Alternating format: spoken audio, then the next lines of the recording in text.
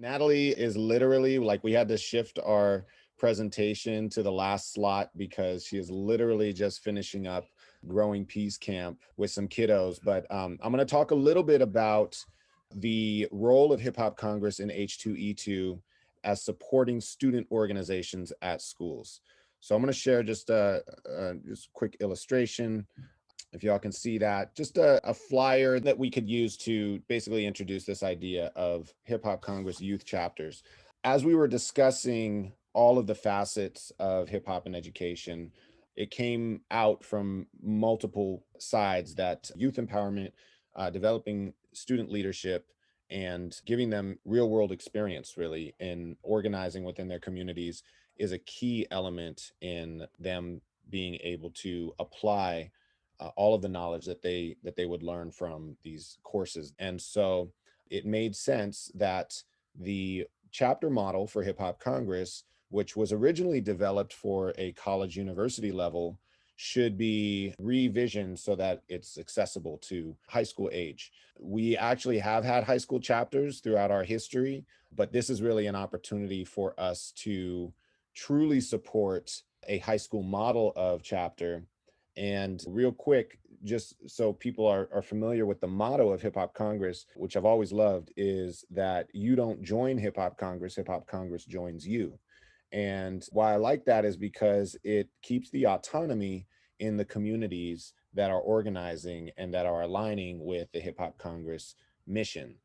So it's really a kind of a perfect fit as far as Hip Hop Congress not just being an organization, but a network and a network organization. So I'm going to introduce Natalie, who started off in the network. I think she was a member of the Sacramento chapter of Hip Hop Congress, but then she was inspired to start a chapter in a neighboring community in the city of Auburn. And we have some guests from that community. Shout out J. Ross Pirelli. And really, from my perspective, because I was coming from a college chapter, Natalie and her husband, Rocky, took the chapter model, which basically was a handbook, a manual that gave anybody that wanted to start a chapter all of the necessary information to do that. Basically, a document to empower them to begin to organize within their community and have an infrastructure already in place, a network of people that are there to support the development of that chapter. And this in early 2000s actually had the viral effect. This was what allowed, I guess, with the rise of social media and everything, allowed chapters to crop up in a very organic way, to the point where we had more chapters than we could ever manage as a top-down organization. It was very, very grassroots. But Natalie and the Auburn Hip Hop Congress chapter took the chapter model and realized its full potential, literally transforming her city through hip hop and through the organizational skills that she's going to talk about. Her experience organizing with youth, developing workshops, community engagement. And so I'm really happy to be able to introduce her and her work as the person who will be managing the relationship between youth organizations at the schools that are part of H2E2, connecting them with community organizers, artists, teaching artists, all of that. There's a whole model that we've come up with. Let me introduce Natalie, let her talk a little bit about her background and how we plan on supporting H2E2 through the student organizations. Hello, everyone. Welcome, and thank you for having me. I think the best way to kind of explain the success or the engagement that we've had in our community is just, I'll tell you briefly how we got started and what's really working in the youth leadership realm. But as Rahman had mentioned, we were part of the Sacramento chapter, and we were bringing carloads. Like, we'd have 10 cars from Auburn going to volunteer at events, at hip hop awareness festivals. And Rocky and I kind of looked at each other like, maybe we should start something in our town. And if you know, Auburn, California is it's an interesting place to bring hip hop, and it was very much needed. But we decided to do it, and we did it the way we introduced what we were doing to our community was through a What is Hip Hop forum. And we hosted it at a Beach Hut Deli, and 70 people came to find out what it would mean to have Hip Hop Congress in their community. And that's kind of how we got started.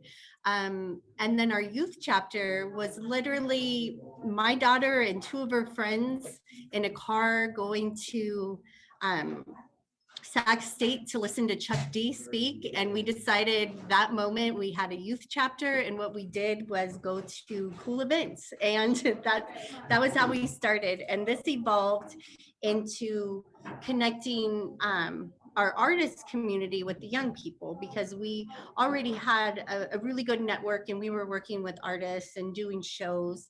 And so we decided to start doing some workshops, which we called urban arts, and we would have 101s of beatboxing, DJing, breakdancing, lots of different workshops. But what they ended up really wanting to do was write and do community service, which was perfect because we really, our background, and this is Rocky, say hi.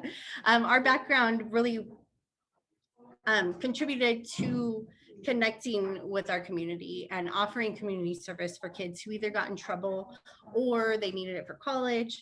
And so it was a really good connection. And then it just kind of morphed over time, and we got invited places to do conferences and things like that. And so it was very organic the way we began. And so if you are thinking about starting things, I mean, you can start with 4 kids in your car going to see Chuck D. And then now, I mean, we've reached, I think, thousands of young people in our community and generations. Really, they're the first kids that we worked with 12 years ago are now obviously grown-ups and mentors to our younger kids who are coming in. And so that's kind of our background and how we got started. And right now, you can hear my kids in the background, but right now we're really, I think an area that we're doing really well in is that youth leadership piece. And through creating spaces for young people and empowering them with tools and knowledge and access to resources, we've really seen young people take the reins.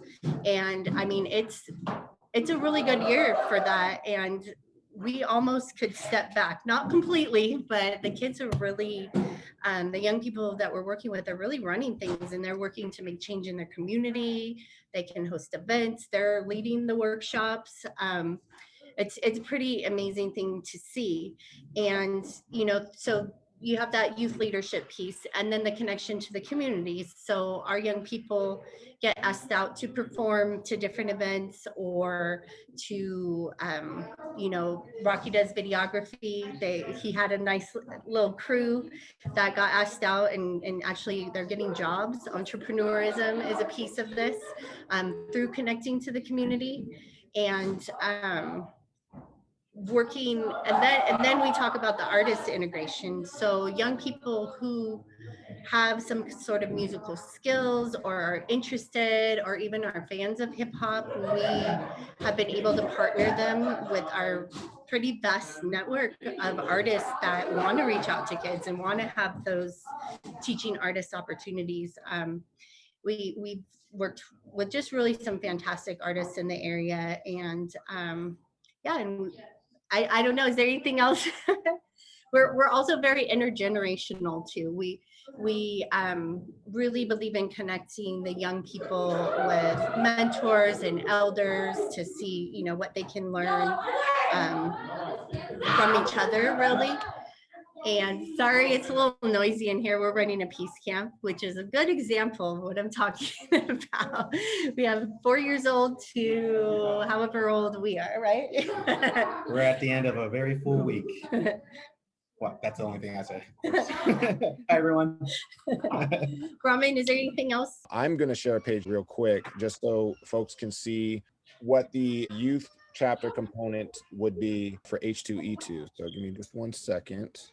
All right. So basically what we were discussing as far as what Hip Hop Congress can offer H2E2 in the form of a high school chapter package involves a direct mentorship between an artist or organizer mentor with experience in organizing. Maybe they've been a former chapter leader or they've organized their own organizations in the community.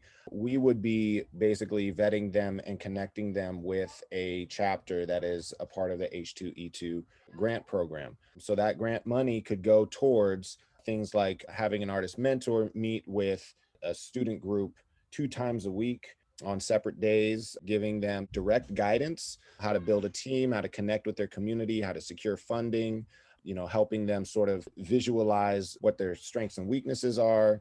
Like I said, matching them up with artist professionals and mentors, professional mentors as well, and discussing artist opportunities. Of course, virtual resources and chapter support as we've all pivoted. There's a lot of great work happening with things like podcasts, which Rocky, maybe you want to mention a little bit, virtual workshops, things like that. And then there's also the other side of it, which is event support. So Hip Hop Congress is connected to so many artists at every level of the industry, also doing artist development workshops in dance, rap, art, music, all of that. Also to community organizational support. So one of the models in Hip Hop Congress was these community awareness festivals, which basically involve the organizers connecting with community organizations in their local neighborhoods, bringing them to campus, but using the hip hop and the arts and the performance aspect to create the draw, right? So everybody wants to see a hip hop show, but while they're at this show, they are exposed to all of these different organizations that they can get involved in and get information about. So that's sort of the traditional Hip Hop Congress model. The network can support students in organizing these types of events at their schools. In this case, for the high school chapter, there needs to be a faculty advisor that's part of that, that's also helping support students from the school's end, and we would work directly with them as well. But Rocky, do you want to talk a little bit about anything that I just mentioned? I know you mentioned the podcasting, and that's kind of launched a few things that we're currently focused on, and just kind of tying that into education opportunities and things that we can do for chapter development in high schools. We're learning a lot of the skills that go into content creation, whether it's creating your own YouTube channel. We have a group of young gamers. We have people that are interested in video and things like that. So there's already like a hook, and hip hop's always been that as well. So just that ability to meet people where they're at and to hook them in, but then to give them real life skills that they might not have access to otherwise, that they might not realize are a part of this culture or a part of leadership and being a part of your community and things like this. The other side of that was through the podcast and through the video workshops that we were hosting. I thought of an opportunity that I think could lend to this as well, which is opening it up and not just teaching that, but having a representation from each group, so where we can connect our chapters. So where young people are maybe hosting teen talks with other chapters from other schools and brainstorming ideas and things that they're sharing about things they're doing. And I think that would just as much work with adults as well, and some of the work that's been done through the community, so that we can become mentors to a lot of the young people just moving into it. But that really gives them the platform to be the leaders, to organize these meetings and to put together the content, which is just a number of skills itself that could lend to other things. Yeah, exactly. And that's thank you for mentioning that, because that's another part of the potential of this, is not only organizing within schools, but organizing between schools, using hip hop to really create community on a regional basis or on a district basis. We also just threw it together kind of a list of workshops that Natalie and Rocky have developed and implemented very successfully. Anything from how to start a chapter to fundraising, youth programs, event design, production, it's all listed here. They also do programs in juvenile halls, which we haven't mentioned yet as part of this initiative, but that is also a huge part of this conversation that we want to also be able to have an impact in. Natalie, do you want to share maybe just like your website so folks can kind of see what it looks like, how you guys, your events, because they are very successful. Okay. It's not that updated, but Rocky, do you want to pull that up for I me? could probably help. So share screen.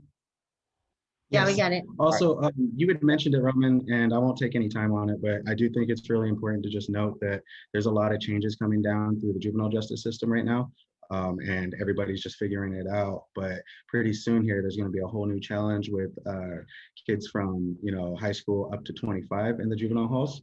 And so people are preparing, we're preparing, and others will be preparing. But I think hip hop and hip hop education has one of the most unique and connected opportunities to really impact this and help lead as we transition. So I just wanted to throw that in there as well. But I'll pull up the screen now. I got it ready. That's a workshop at the library. We did weekly workshops, and actually that was for Elements Hip Hop. So we had DJing, dancing, rapping, graffiti art. They got introduced to the elements at this one. Mhm. This is DJ Mike B, who runs Hip Hop Cypher workshops in Sacramento as well. Who's another great partner. Sorry, not to cut you off. You also see Shasta in that picture, who was a part of the cohort that Sebastian talked about there. So connections are there. Go ahead. And then this video here, the first one that pops up, I think it plays when you go to our website usually, or our YouTube channel. But basically this was almost 10 years ago now, but it was one of the things that really helped us reach our whole community. And it was basically letting young people talk about the kids that were dying from substances and drugs and things like that from an honest perspective. But those are types of examples of the work that we do, is really encourage young people to take leadership with their music, or to really tap into those more vulnerable things that will impact others. And then just some of the work we do here, we have young people doing interviews at Growing Peace Camp, which is where we're at right now. We're on our fifth group of middle schoolers that basically is learning video production and all that stuff. And yeah, there's a number of different things on here for you guys to check out, but it really is representative of the different work we do. This was a teen club that we did a music video with and had them write songs to, but none of them had ever done any of that before. So that was really cool too. And this is, again, this is a little, we need to get updated a little bit, but this just shows, you know, when we would do assemblies, bring out some hip hop artists, different community events, cultural community events. Writing and reciting is a real long-term program. Every Thursday, we would bring a different songwriter or artist from different areas to lead class. Growing Peace Camp, you guys have heard about by now. Every year we do some kind of an Earth Day festival. Let's see, artist development. That's when our mentor artists work with up and coming artists. We haven't done this in a while, but we definitely should revisit it. But we did a give thanks where we would give community awards to teachers who've made a difference, students rising up, you know, taking on leadership roles in different community organizations. And then got some people that. I think it's important to note, when she said intergenerational, we've really connected with our elders and the activists and the people that have been doing the work in the community to get us to this point. And we, you know, really bridged that with the younger generation. So like at Peace Camp, you have everybody from kindergarten up to grandparents and, you know, 90-year-old activists sharing about their history and their stories as well. Different people we've worked with. We need to update just a bit, but that's just kind of an idea. We have quite a few programs that we're working on always. And different events. We host the Martin Luther King, the annual event in our city every year. Earth Day, Dia de los Muertos. Yeah, I think probably 10 or so that we're forgetting. Yeah, no, thank you for sharing that, because it just, you know, gives a snapshot for some of the work. To the questions in the chat, yes, we are looking at Hip Hop Congress as being a CTSO. You know, there are other organizations that may be involved in that have chapter models as well. I just wanted to say that Hip Hop Congress, as an umbrella organization, a lot of times we can support other organizations that have chapter models and still be affiliated in the network. And that's sort of the strength of the grassroots way that Hip Hop Congress has unfolded. Allison answered that question. There'll be an alternative CTSO. That's what we're aiming for. If anybody has any questions, we can answer them in the chat.